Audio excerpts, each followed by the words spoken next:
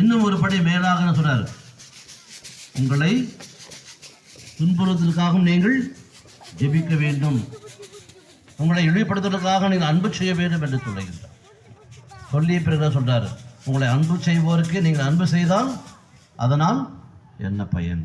அப்போ பகைவர்களையும் மன்னிக்கணும், பகைவர்களையும் ஏற்றுக்கொள்ள வேண்டும். அதுதான் உண்மையான அன்பு என்று ஆண்டவர் சொல்லுகிறார். அன்புக்குரிய இந்த உலகத்தை ஆளுகின்ற, இந்த உலகத்தை அசைக்கின்ற ஒன்று அன்பு. இந்த அன்பு இல்லை என்று சொன்னால் நமக்கு வாழ்க்கை வீணாகி போய்விடும். அதனால்தான் பவுலடியார் ஒன்றுக்கு என்ன சொல்றார், 11வது அதிகாரத்தில் என்ன சொல்லப்படுது, அன்பு எப்படிப்பட்டது என்பதை ஆழமாக அவர் நீண்ட ஒரு பட்டியலிட்டு சொல்லுகிறார். அன்பு பொறுமை உள்ளது, பொறாமை கொள்ளாது, மன்னிக்கின்றது, மகிழ்ச்சி கொள்ளுகின்றது, இப்படியெல்லாம் பவுலடியார் நமக்கு சொல்லுவார். எனவே ஆண்டவர் இயேசு அன்பின் வடிவம், அவர் இதயம் அன்பை பொழிகின்ற இதயம்.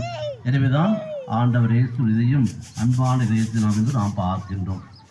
இரண்டாவதாக ஆண்டவர் இயேசுடைய இதயம் இரக்கம் மிகுந்த இதயம். சொன்னீங்க, இரக்கம் மிகுந்த, கனிவுள்ள இதயம், கல்லான இதயம் அல்ல.